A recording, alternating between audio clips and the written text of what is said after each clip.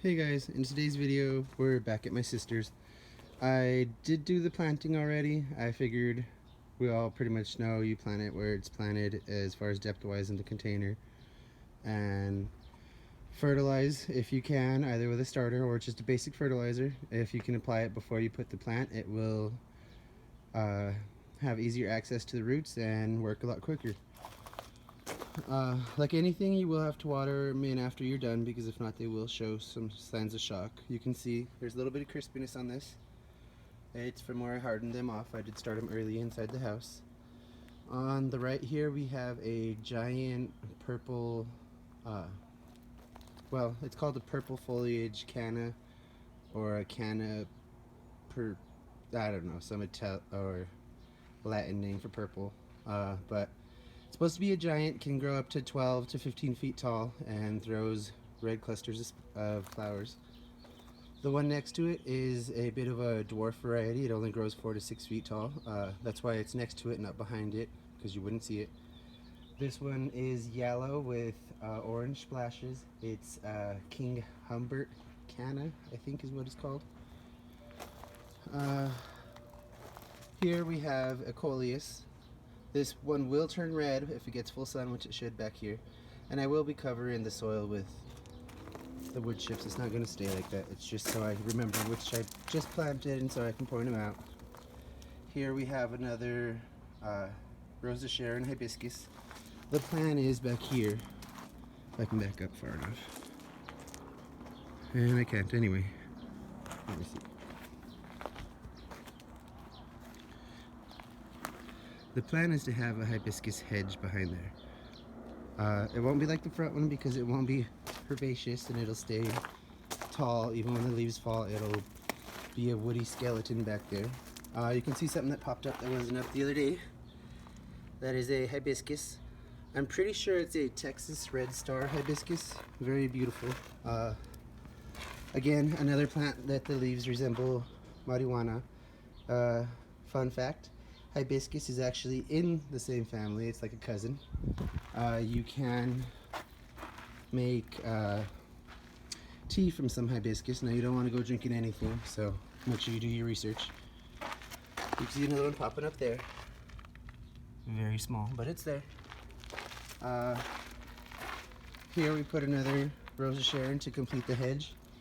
Just because, I mean, you know, privacy's nice. Here I did put another grouping of cannas. Again, the giant in the center, flanked by 2 yellow and orange, and a purple queen tradescantia. Like I said, she likes purple just as much as I do, so I am trying to pretty up her yard. She said she liked it, liked mine, and wanted similar, so remember, we're going for jungle. Now, if you haven't realized by now, I do like the tropical vibe, so most of these plants are pushing the limits as to whether they can be here or not. Again, just more of the same. By the palm tree, I figured it would look nice and give some vibes if it had the cannas behind there. Again, just a yellow and a red. And the last thing that I have to show you guys today is over here. I did a little bit of modification to this. You can see it does have bricks under it. It was leaning too far back, and anytime she'd water, the water would just pour out the back and it'd take decorations, and she's having a hard time keeping things alive.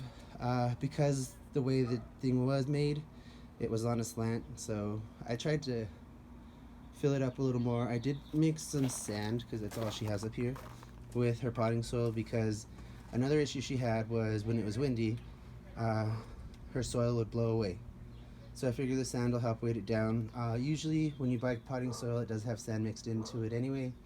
You can see it still has a nice dark, healthy color. Again, everything is new in here. Well, her little collection isn't. I just took them out, cleaned them up a little, and replaced them. You can see her little bird bath, a bench, a rock, a Disney welcome sign. And I put the cactus so no one gets hurt with a little fence. We do have a autumn Joy Sedum.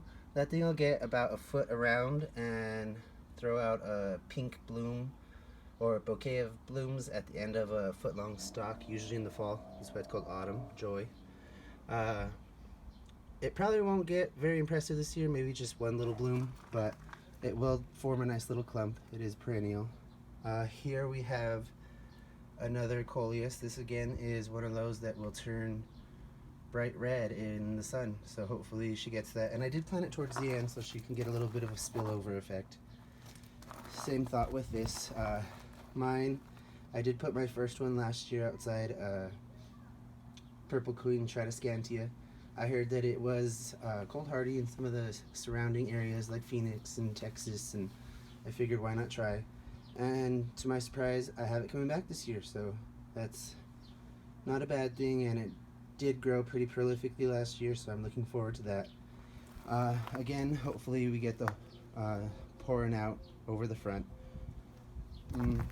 The sand too, I was planning or hoping it kind of helps weigh down these plants and they don't end up tipping out from the weight of them pouring over. That's one thing you got to keep in mind. If you want some spillage, you got to weigh them down or make sure that they can get well rooted so they're not tipping over. Hope this helps and gives you a little update on my sister's yard. We are going to do a front yard project next, so keep an eye out. Thank you for watching.